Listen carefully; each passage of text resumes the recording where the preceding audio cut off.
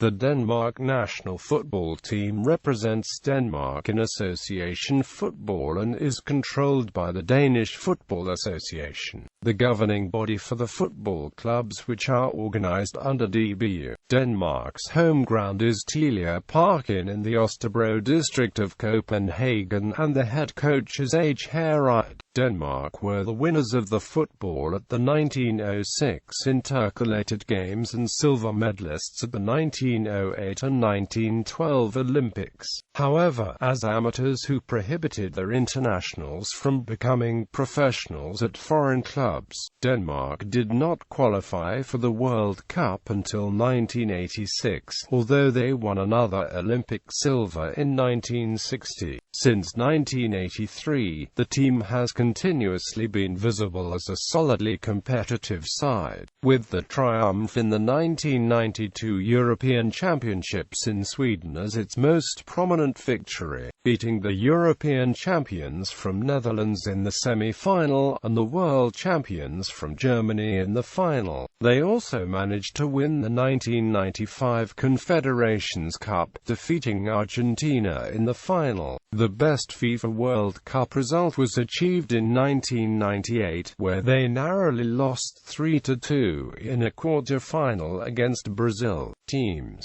Apart from the men's senior A-level team, Denmark competes with a women's national team, and has teams at various youth levels for both men and women, most prominently the U21 national team. Historically, the A-level team competed in the Olympics until and including the 1988 tournament, whereafter Olympic Games count as U21 national games. In addition to the A-level team and youth teams, Denmark also have a special league national team named Ligalandsholdet, with the best Danish footballers from the Nordic leagues. Ligalandsholdet was created in January 1983, and has ever since each year played some unofficial games for the national team. During the winter break of the Nordic leagues, sometimes the media also refer to Ligalandsholdet as Denmark's B-team, as the best Danish footballers selected for the A-team often play in leagues outside of the Nordic countries.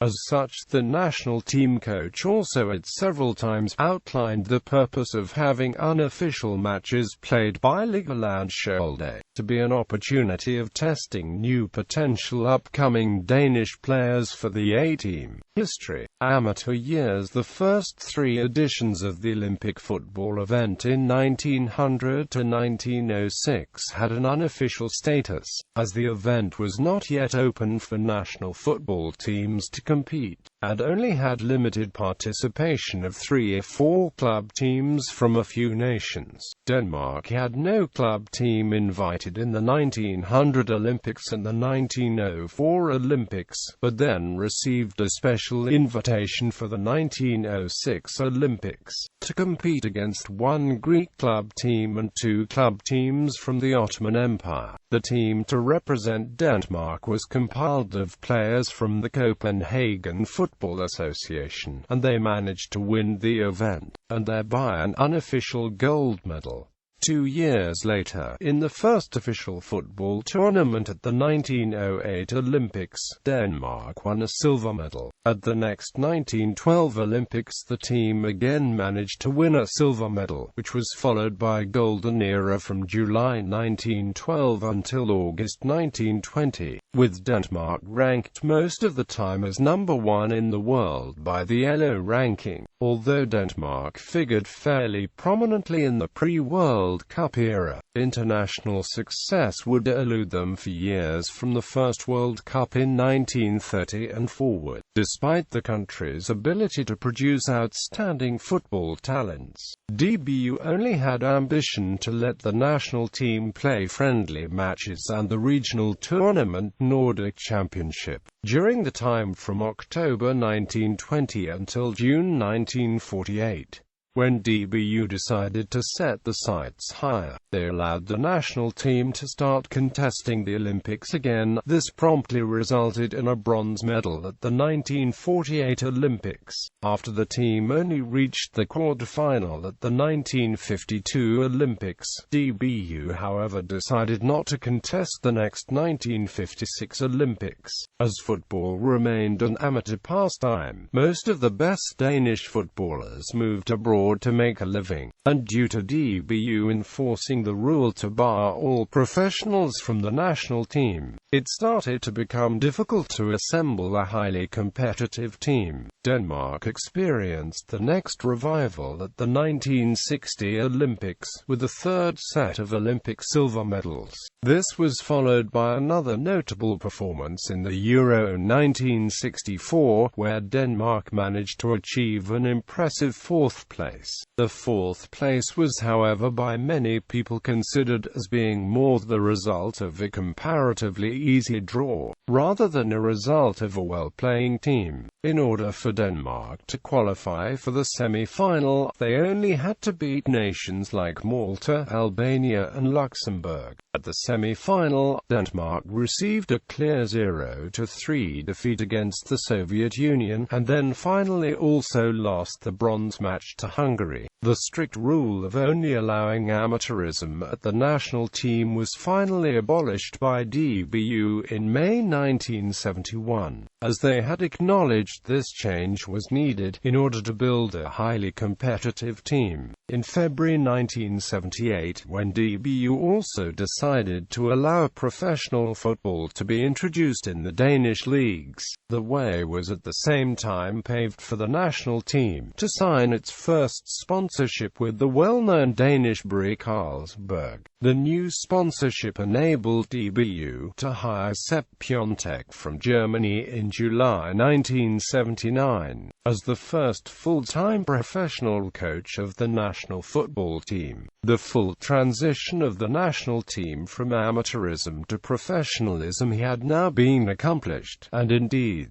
this would soon lead to a vast improvement in the performances of the team. According to Rob Smith and Lars Eriksson, authors of a 2009 book on the Danish Dynamite team that would soon emerge, Danish Dynamite. In the 1982 FIFA World Cup qualifiers, Denmark finished with 8 points from as many games, including a 3-1 win against eventual World Cup champions Italy. But Denmark failed to qualify for the final tournament despite the impressive result. Qualification for the Euro 1984 saw the team beat England at Wembley Stadium when Allan Simonsen converted a penalty kick for a 1-0 win. Denmark qualified for the first international tournament since 1964, and the team was dubbed Danish Dynamite in a competition for the official Danish Euro 1984 song. Denmark's participation ended in the semi-final when the team lost on penalties to Spain, most remembered for Preben Eller's penalty miss,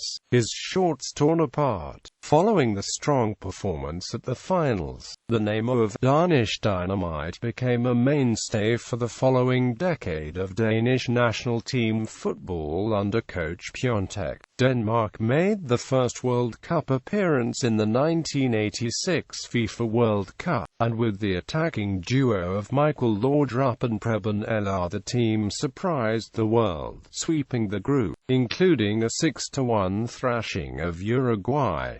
In the second round, Denmark once again faced Spain, and once more Denmark lost out. The team received a thrashing of their own, losing 5-1, including 4 goals by Emilio Butragueño. The first Spanish goal was caused by a mistimed back pass by Jesper Olsen to Butragueño, an unfortunate action subsequently coined as the real Jesper Olsen. The phrase would live on for 13 years, and was repeated by the Danish TV commentators in 1999. when an identical back pass was carried out by Jesper Grønkjær to Filippo Inzaghi at his debut game for the national team. After the glory days of 1986, the success of the team continued, as it first qualified for the Euro 1988 tournament, and then had a nearby qualification for the 1988 Olympics. In the qualification group for the Olympics, the job to coach Denmark in these particular games had for the first time been given to Richard Møller Nielsen, and he proved his skills, as Denmark initially managed to secure a spot for the final tournament ahead of West Germany. But following the discovery that Dane Pofrimin was not eligible for the team's 2-0 win over Poland, Denmark was penalized the points of the win, and subsequently did not have enough points to qualify. After this disappointing news had arrived, Denmark had to pin all its hope and faith for a successful performance at the Euro 1988 instead. The straight opposite, however, happened, as Denmark's participation ended in early defeat after Denmark lost all the group games to Spain, West Germany, and Italy. A period of transition with faltering results had now started, and as Denmark subsequently also failed to qualify for the 1990 FIFA World Cup, Sepp Piontek decided to stop as coach for the national team in April 1990, where he was replaced by his assistant coach Richard Møller Nielsen. 1992 European Championship victory. The first goal for the newly appointed coach was to qualify for the Euro 1992 in Sweden. Denmark started out with a secure home victory against Faroe Islands, but the following results in the qualification were an away draw against Northern Ireland and a 2-0 home loss against Yugoslavia. Due to the bad start, and a strong disagreement with the coach about the new defensive team tactics, the two best Danish footballers at the time, Michael Laudrup and Brian Laudrup, decided to quit playing for the team in November 1990.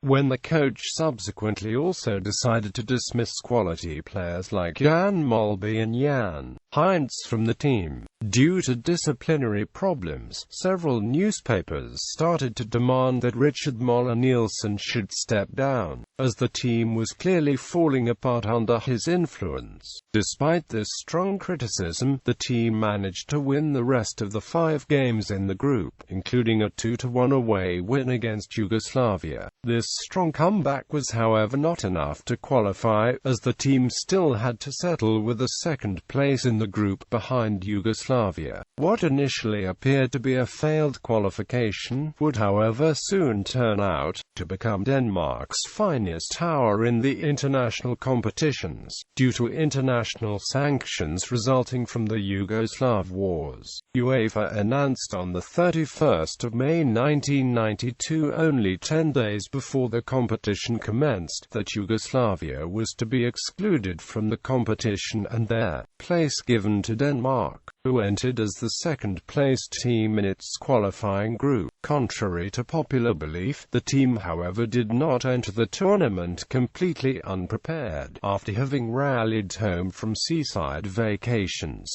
the majority of players were already assembled to play a friendly match against the CIS, when Denmark officially got the spot at the tournament, relying heavily on goalkeeper Peter Schmeichel and his defense, as well as creative spark Brian Laudrup, having decided to make a comeback for the national team in April 1992. The Danish team created one of the biggest surprises in the event's history, as they went on to win the European Championship trophy under coach Richard Møller Nielsen's defensive playing style. Advancing from the group stage ahead of England and France, Denmark beat the Dutch defending Euro 1988 champions on penalties in the semi-final, and with the 2-0 win against reigning 1990 FIFA World Cup champions Germany in the final. final, Denmark had won its first international trophy. Decline and revival. In August 1993, 1 year after the Euro 1992 win, Michael Laudrup decided to settle his ongoing dispute with Richard Møller Nielsen about the team tactics and made a comeback for the national team. The following years Denmark saw mixed results, as they first failed to qualify for the 1994 FIFA World Cup, but then managed to win the 1995 Confederations Cup, beating Copa America champions Argentina 2-0 in the final. As defending champions at the Euro 1996,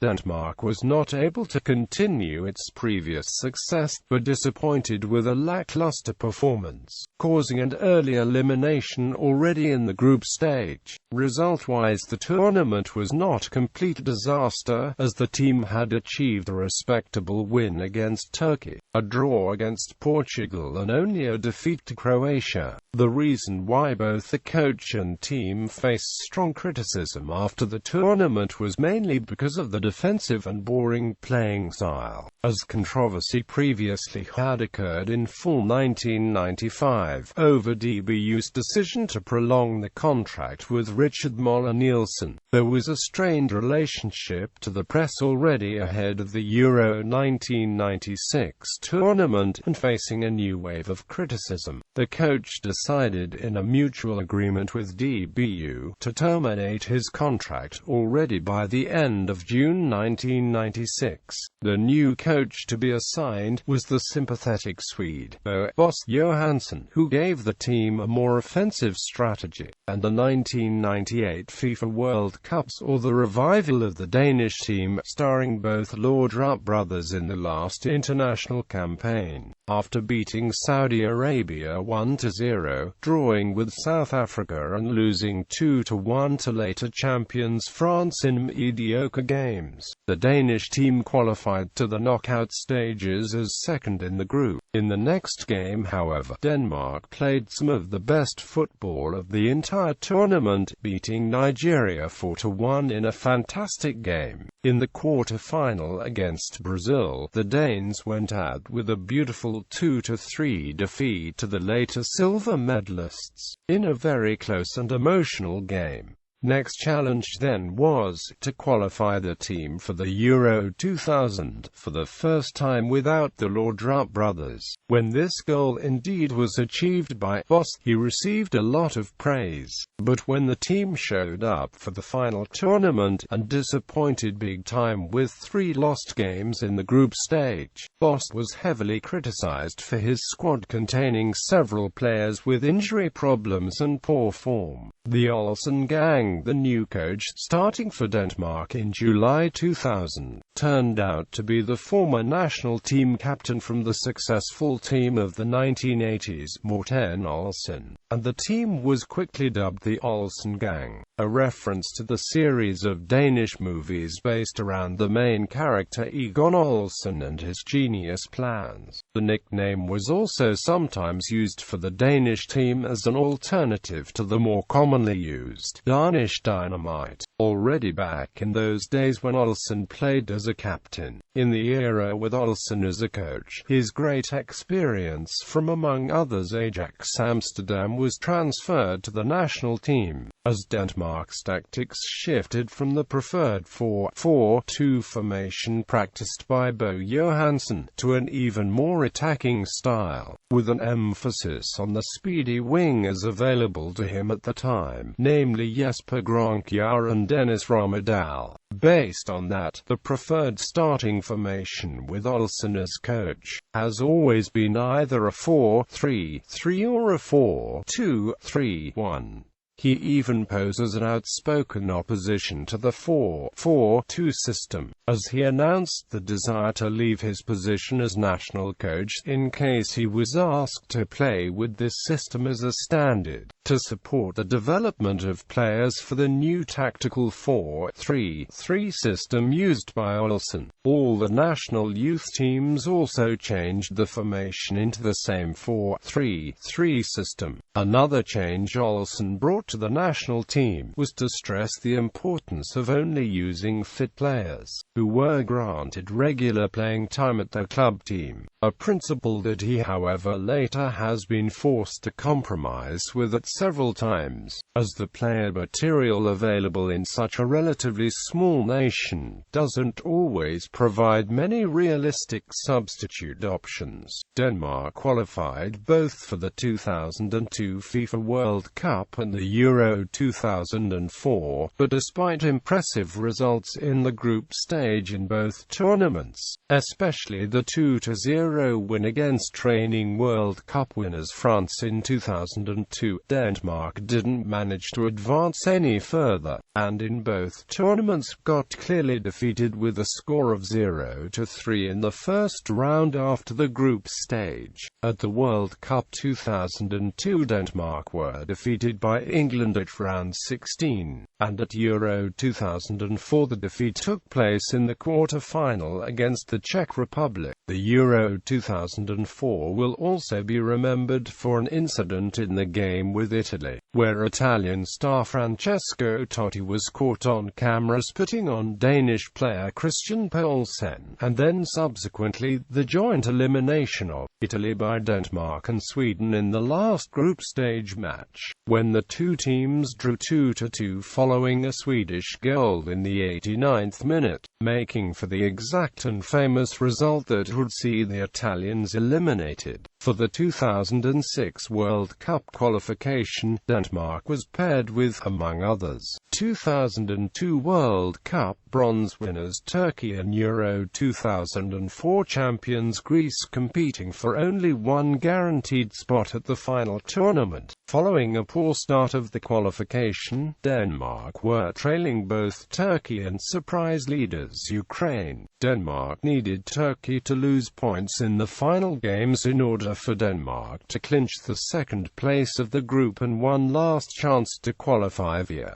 2 playoff games. Indeed, had Turkey lost points to Albania in the last game, Denmark would have gone through, but instead they had to settle for third place in the group and a longer summer break. After failing to qualify for the 2006 FIFA World Cup, coach Olsen considered leaving the job, having received several offers from club teams, but decided to stay and extended his contract until after the 2010 FIFA World Cup, spurred on by his and the team's popularity among the Danish population. When the next attempt to qualify for the Euro 2008 also failed, after among other things to have received an administrative defeat against Sweden at home turf. Due to a spectator's intrusion on the field, the team got heavily criticized, with many Danes asking for the departure of Morten Olsen as a coach. This suggestion was however refused by DBU and the majority of coaches in the Danish Superliga, who still had trust in Olsen being the best coach for Denmark. In the qualification group for the 2010 FIFA World Cup, the trust in Olsen was immediately paid back. Despite a difficult group with both Portugal and Sweden as higher-ranked opponents, Denmark managed to qualify for the 2010 FIFA World Cup by winning the group after, among other things, getting 2 victories against Sweden and 1 victory plus a draw against Portugal. After having celebrated the successful World Cup 2010 qualification, the contract with Morten Olsen as coach was extended for 2 more years, until the Euro 2012.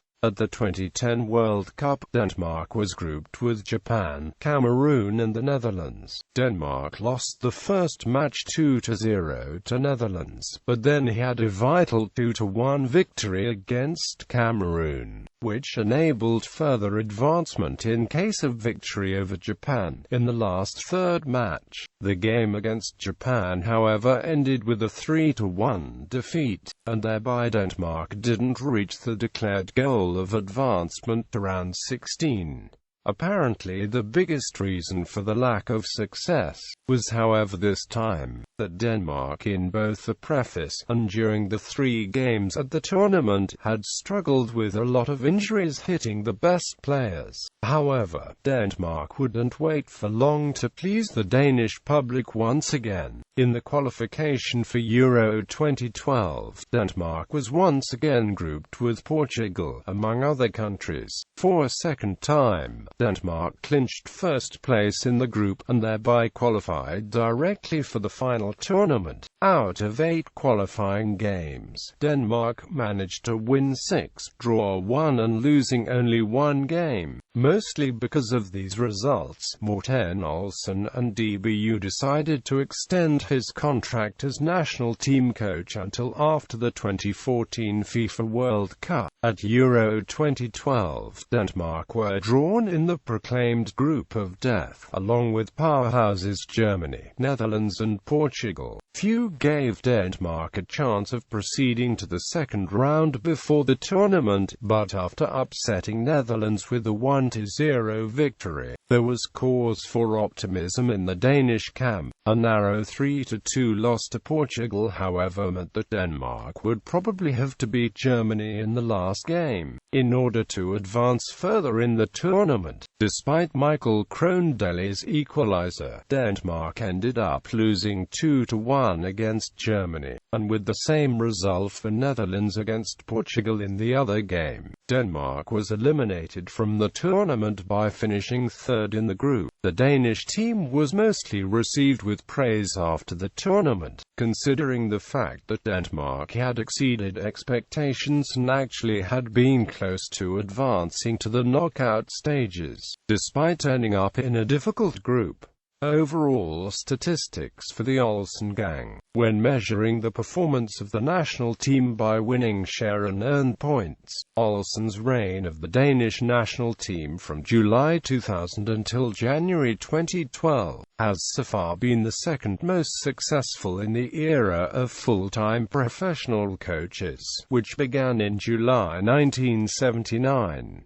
As of January 2012, Morten Olsen has a winning share of 52.8%, and with 3 points for a victory and 1 for a draw, Olsen has an average of 1.84 points per game. In comparison, Richard Møller Nielsen still has the best record among the professional coaches of the Denmark national football team, with a 54.8% winning share and an average of 1.89 points per game. This kind of statistic of course only provide an overall indication of the performance, as it doesn't take the difficulty of the opponents into account, or the number of difficult games. For a more accurate evaluation of the performance of the national team under the guidance of various coaches, one should also compare the development in the team's position at the official FIFA ranking or ELO ranking, where the merits of qualification and results in the final European Championship and World Cup tournament get the highest weight. This side of the success of Olsen to qualify Denmark for the World Cup in 2002 and 2010, and a European Championship in 2004 and 2012. He also gained several great results in the friendly games. In example, a friendly 4-1 win over England in 2005, being the worst loss for the English team since 1980, and a repetition of the friendly 3-2 win achieved by Denmark on English ground at Old Trafford in 2003. Supporters. Apart from the national team, Denmark is equally famous for its traveling fans, known as Roligans. The movement emerged during the 1980s as the declared opposition to hooliganism. The goal of the Roligan movement is calm, yet cheerful, support during the matches, as rolig means calm in the Danish language. The Roligans have since developed an image of easygoing nature and rabid support. and are often considered amongst the world's best national team fans, along with the Tartan Army of Scotland. They were collectively given the FIFA Fair Play Award at the 1984 European Championships. Just before the 1986 World Cup, the Roll-Again movement was organized in order to support the national team at the tournament. The good reputation of the Danish supporters was however sullied by the 2008 UEFA qualifier fan attack, happening in June 2007 at the Euro 2008 qualifying game against Sweden, when an enraged Danish supporter invaded the pitch and tried to attack the referee. Following his decision to hand out a red card for Christian Poulsen and a penalty kick to Sweden at the last minute of the game, the attacking fan was stopped by some of the Danish football players on the field before he reached the referee, but due to the episode, the game was immediately cancelled by the referee, and UEFA subsequently decided to award a 0-3 defeat for Denmark. As a punishment, the team kit is currently produced by German company Adidas since 2016.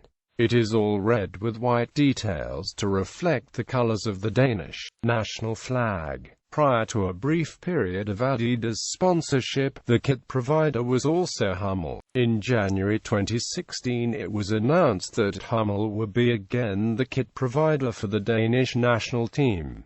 Kit history: home-away media coverage. Denmark's home and away matches are broadcast by SBS Discovery Media.